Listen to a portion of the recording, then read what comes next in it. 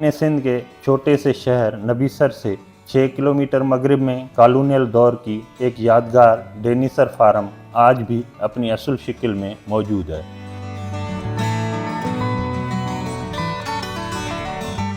जब हम सुर्ख रंग के इस बंगले को देखते हैं तो कॉलोनियल दौर की याद ताज़ा कर देता है।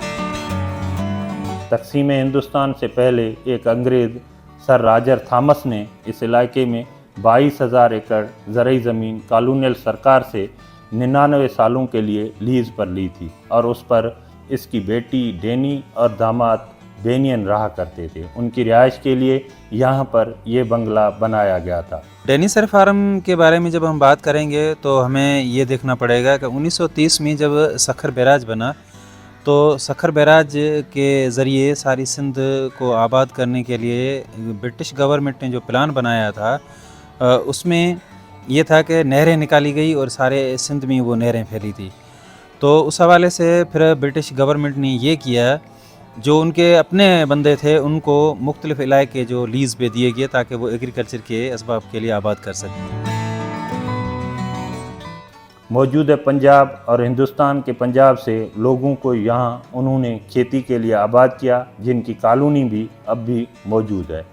इधर इनका जो निज़ाम फिर उन्होंने बड़े अच्छे तरीके से इसको डेवलपमेंट किया और इसके लिए इन्होंने बड़ा जो है पंजाबी कम्युनिटी को वहाँ से कहाँ लेके आए, पंजाब से कुछ इंडिया पंजाब से कुछ अभी मौजूदा जो पाकिस्तान रनाला खुद या उकाड़ा साइड का इस इलाके से आके इन लोगों के इधर उन्होंने आबाद किया।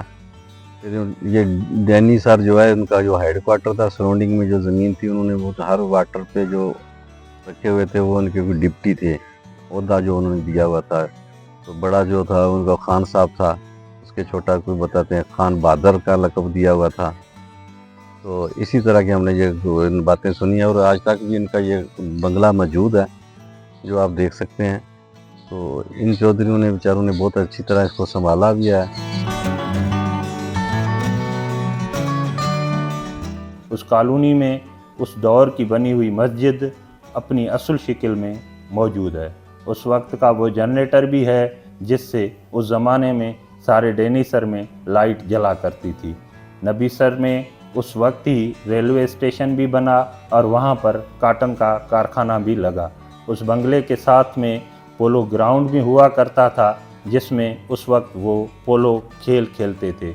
उस ग्राउंड का तो अभी कोई निशान नहीं है, मगर अब भी उस जगह पर उस ज़माने का लाइट का लगा हुआ वो खंभा मौजूद है जिसमें बल्ब जला करता था। लड़कियों के लिए स्कूल बनवाया और उसके साथ साथ उन्होंने ये किया कि वो डेनिसर फार्म से लेकर नबीसर तक रोड बनाया गया, जिसके वसीले से वो सारी कपास वगैरह जो है वो नबीसर स्टेशन पे लाई जाती थी और उसके बाद वो ट्रेन के वसीले आगे पहुंचाई जाती थी। उस बंगले के साथ वो तालाब भी मौजूद है जिसमें उस वक्त पानी फ़िल्टर करने के लिए रेत और कोयले का इस्तेमाल किया जाता था। ज़माने में भी वो फ़िल्टर किया हुआ पानी पीते थे। जब पाकिस्तान बना तो उसके 2 साल बाद वो बैनन ने ज़मीन ये छोड़ दी, फिर बैनन चला गया वापस और ये ज़मीन जो है वो जो वहाँ के स्टेट के डेनिसर के मुलाजम थे उनको उन्होंने बेच दी पैसों के साथ। जितनी जिसमें थी ताकत उतनी उसने ज़मीन ख़रीदी।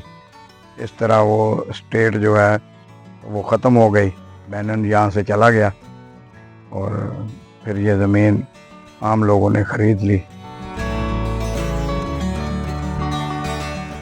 कहते हैं जब अंग्रेज़ इस इलाके में आए उससे पहले ये इलाका वीरान था, उनकी बाद सखर बैराज बना और ये इलाका आबाद हुआ। पानी की किल्लत की वजह से ये इलाका फिर ही वीरान हो गया है और ये बंगला और फार्म में लगे हुए फूल और दरख्त अंग्रेज़ दौर की याद को ताज़ा करते रहते हैं।